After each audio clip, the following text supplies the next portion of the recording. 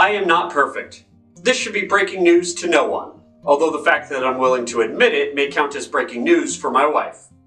I started the Concurrent both as a business venture and a pursuit of lofty ideals. In business terms, the Concurrent's purpose was to fill a market need. Misinformation is spreading in citrus because of the understandable paywall requirements needed to sustain the traditional newspaper model. But in this modern age, with multimedia delivery platforms of all kinds never more than an arm's reach away, our local media market, as small as it may be, can welcome a free, predominantly online outlet for those who want to stay informed on the go. It is a complement to the Chronicle, not a competitor. The Concurrent is not just a business, however. There are principles and a purpose at play.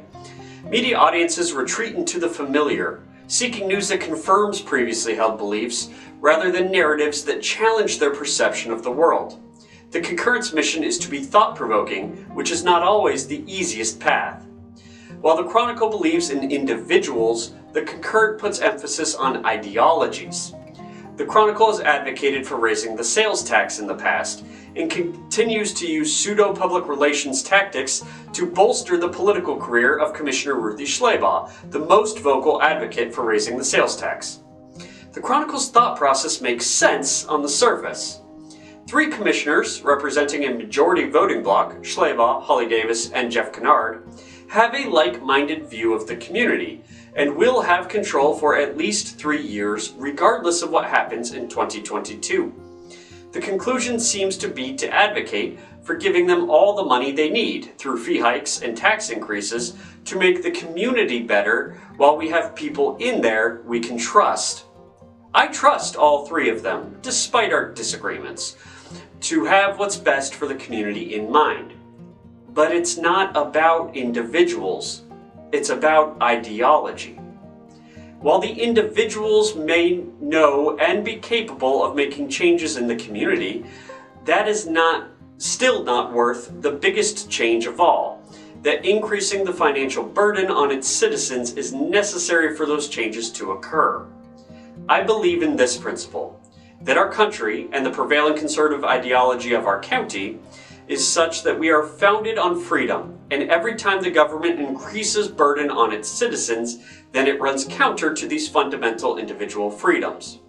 We elevate this principle over belief in people, even those we trust, and this is the purpose of the Concurrent. It is in pursuit of this purpose to challenge and promote ideas that I try to downplay my personal role in the Concurrent. However, one area of many of my imperfections comes from being ego-driven enough to be publishing all the content personally, even though I welcome voices from the community as well. It's a careful curation of the voice that I'm currently unwilling to give up.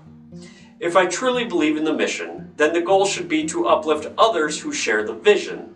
Movements need communities even more than they need leaders. Our communities, however, need a succession plan for their leaders. I'm not the only one guilty of ego-driven leadership, though those who join me in this flaw do have oversight, and it's time those governing bodies acted. The County Commission needs to set a deadline to fill the Assistant County Administrator seat, and the Inverness City Council should hire an Assistant City Manager. Just as I do with the 3 commissioners, I think incredibly highly of County Administrator Randy Oliver and City Manager Eric Williams personally. So highly, in fact, that I think both the city and the county would suffer an immense regression if either were to vacate their positions. Yet, that's probably why neither is motivated to find an assistant.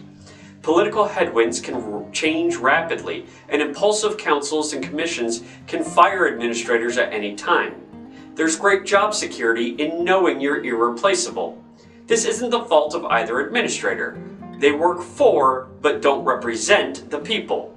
Their elected governing bodies do. Those elected officials need to place more emphasis on the idea that proper succession is what's best for the community, rather than continue to put sole faith in the individual, regardless of how capable they are. Fidelity to principle, above all else, overrides my faith in people.